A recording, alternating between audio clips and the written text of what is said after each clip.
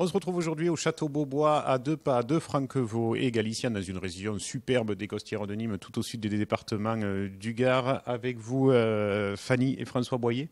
Merci de nous accueillir chez vous. On va parler de vin, de viticulture, de vignoble, ici dans ce terroir du Costières de Nîmes, mais surtout de votre château, le Château Beaubois, parce que vous êtes classé aujourd'hui en végan. C'est pas une première nationale, mais dans le Gard, on est les premiers. Dans le Languedoc, Roussillon, Occitanie, on ne sait pas encore. En fait, c'est tout nouveau. L'association Vegan de France était ravie qu'un des premiers vins arrive sur le marché avec le label vegan.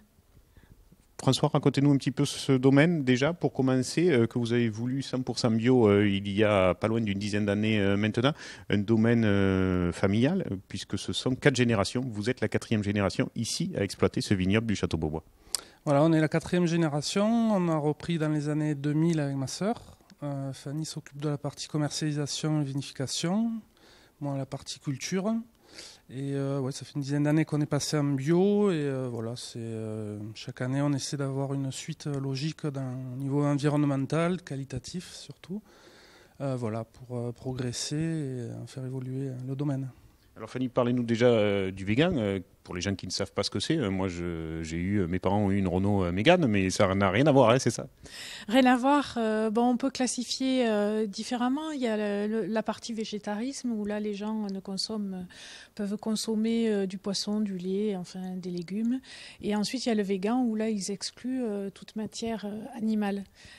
Expliquez-nous justement comment on arrivait ou comment aujourd'hui la matière animale est incorporée dans les vins et quelle est son utilité et comment vous arrivez à vous en passer. En fait, la matière animale rentre dans les vins, mais depuis déjà une bonne centaine d'années, voire plusieurs centaines d'années. On collait les vins au blanc d'œuf il y a quelques siècles, on le fait toujours encore. Coller, ça veut dire coller, c'est une incorporation à très petite dose ou de blanc d'œuf ou de colle de poisson afin de permettre une précipitation, une filtration naturelle en fait des vins. Et donc ce process, il existe depuis donc des centaines d'années. Et nous, depuis déjà 4 ou 5 ans, on utilise la colle de pois, à base de matière végétale dans nos vins par rapport au bio. Et donc ça nous semblait normal de franchir le cap du vegan par rapport à nos consommateurs surtout. C'est moins un choix politique, un choix de consommation. Vous voulez dire que vous mangez quand même des côtes de bœuf ou des côtes de taureau de Camargue à 2 pas d'ici? Moi je suis assez cochonneille et assez taureau, oui. François, le vegan, on a bien compris, donc c'est pas de matière animale du tout. C'est vous qui venez enlever le petit puceron sur chaque graine de raisin lors de la vendange, c'est ça? Non, nous, il y a différentes façons de gérer le bio. On a toujours une façon chimique, mais avec des produits naturels. Nous, on pratique la confusion sexuelle pour le principal insecte, c'est le ver de la grappe, et on pratique la confusion sexuelle. Voilà. Donc c'est le seul moyen de lutte qu'on a contre les insectes, mais on n'enlève pas la main, hein, on n'en est pas là. Fanny, développer aujourd'hui ce vignoble sur ce marché-là, parce qu'on peut parler de marché, hein, ça le vend en poupe le végan aujourd'hui. Est-ce que déjà vous ressentez les effets et les débouchés de cette démarche?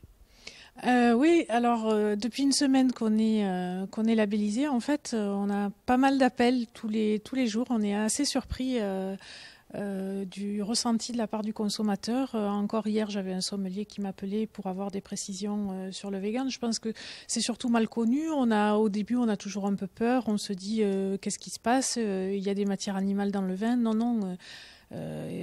Tout ce qu'on utilisait auparavant est filtré et pendant tout le process de la dévinification ou ensuite le process de mise en bouteille, tout ça est éliminé.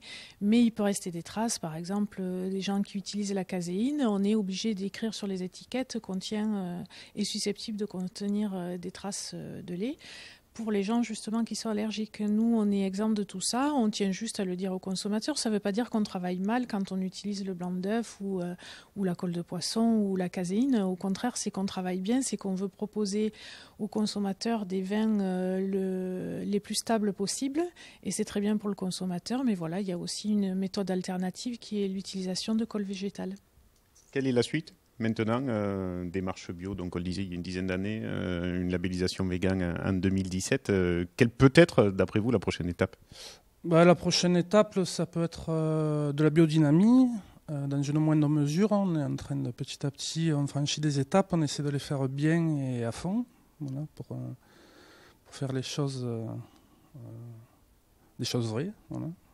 Pas tromper le consommateur. Et voilà, l'étape prochaine, c'est toujours monter plus haut en qualité, arriver à faire des produits de plus en plus haut de gamme, voilà, et respecter l'environnement toujours.